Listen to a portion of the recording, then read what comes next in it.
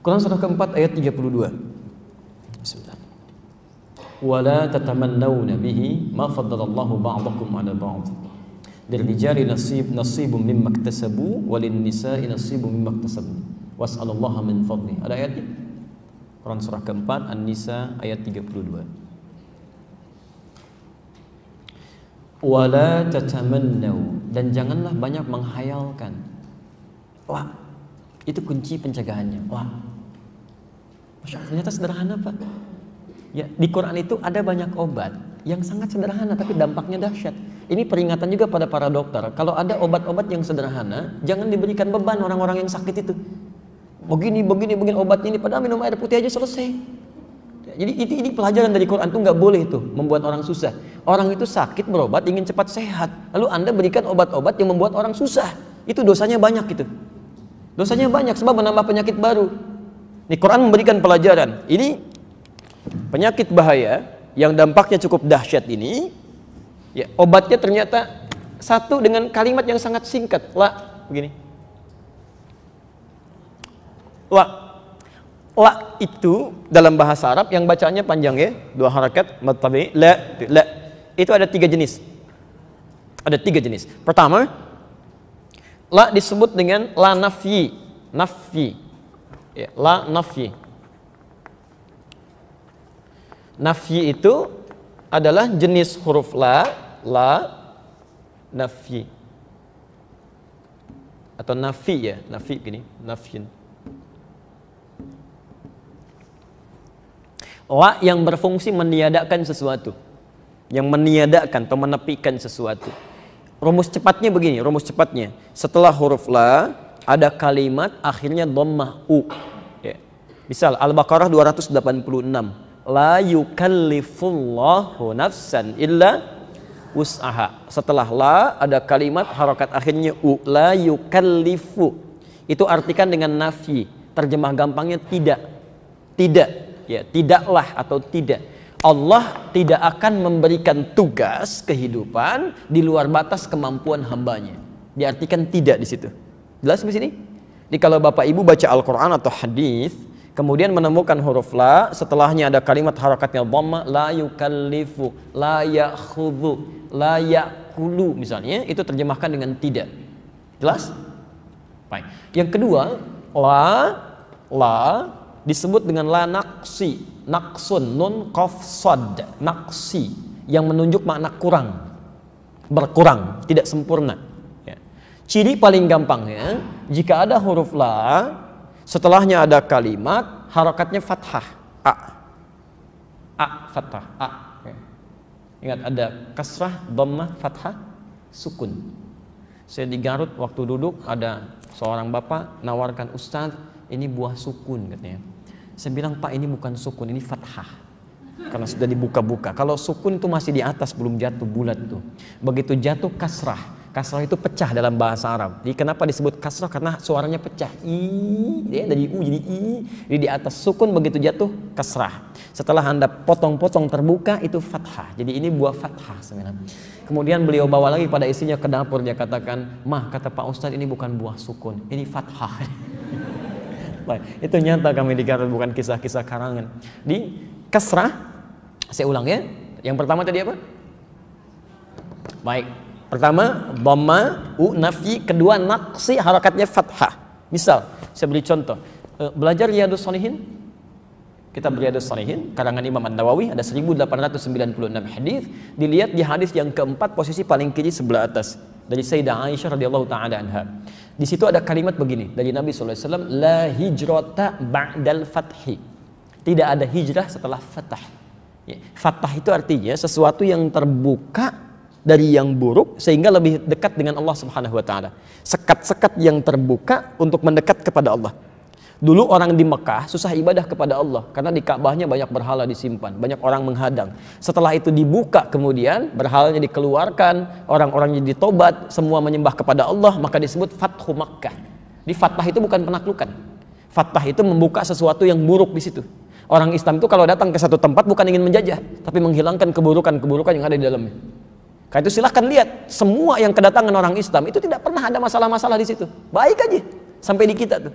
Tapi begitu datang orang asing datang pasti kacau itu. Silahkan cek ya. Nah sekarang kata Nabi, la hijrata ba'dal fathi. Kalau sudah terbuka kedekatan dengan Allah, jangan hijrah, jangan pindah.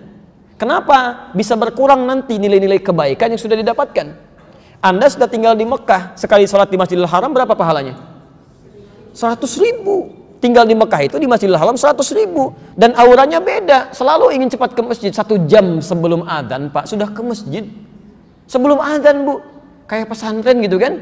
Masuk lagi, keluar lagi, masuk lagi, auranya lain. 100.000. Sudah dapat 100.000 di Mekah, pindah ke Bogor misal gitu kan. Kan satu nilainya. Anda 100.000 pindah, jadi berkurang kan, naksi di situ. Sama dengan Anda tinggal misalnya di sini, dekat dengan masjid, ustadznya bagus-bagus, ada kajiannya gitu kan. Kemudian senang, bisa ibadah di situ. Jangan pindah, kecuali ada sesuatu yang memang sangat mendesak. Karena ketika Anda berpindah, itu akan berkurang nanti kebaikan-kebaikan yang semula sudah didapatkan dan berjuang lagi di situ. Termasuk di pekerjaan Anda. Kalau sudah memilih dekat dengan Allah, gampang sholatnya, dapat teman yang enak gitu kan, usahakan di situ. Ya, karena sulit lagi menemukan yang seperti itu.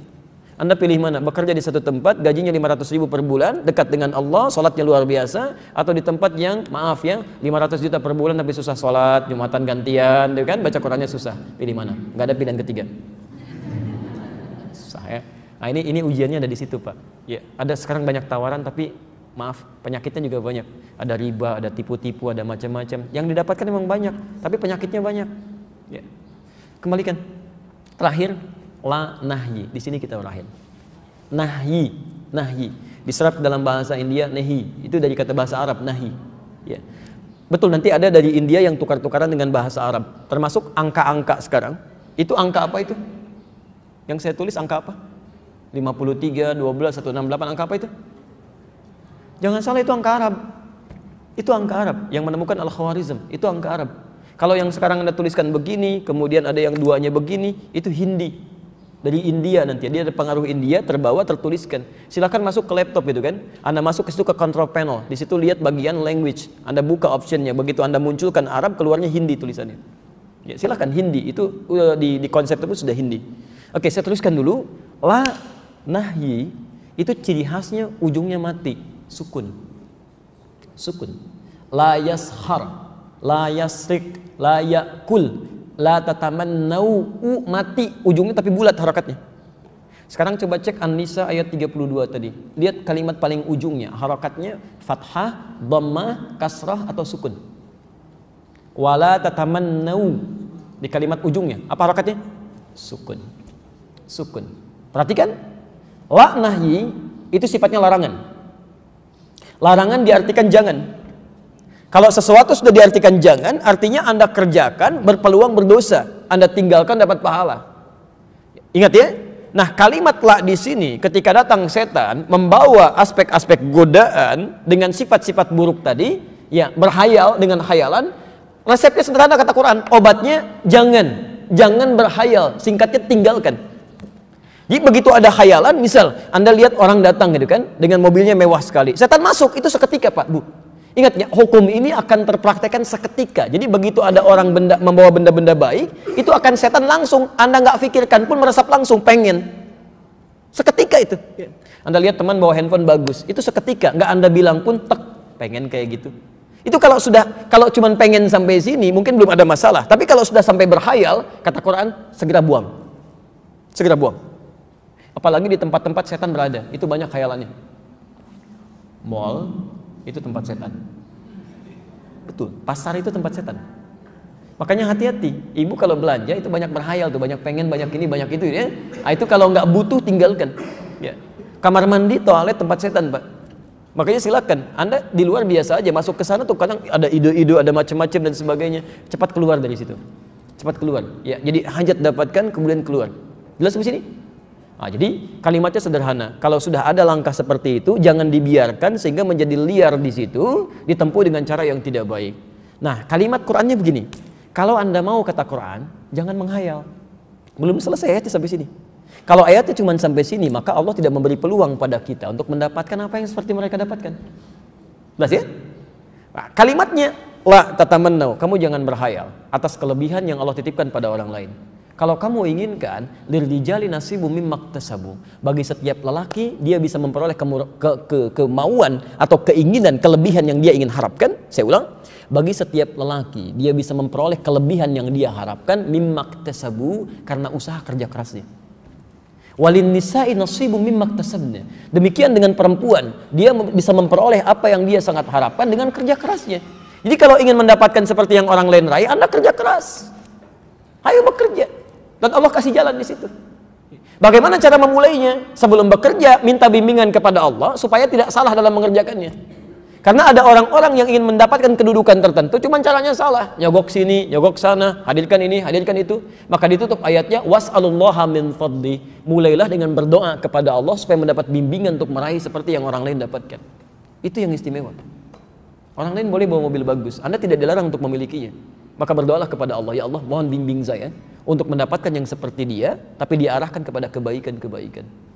Jelas ya? Elegan kan solusinya kan? Anda cegah hayalan, tapi Anda bekerja untuk mendapatkan yang terbaik di situ.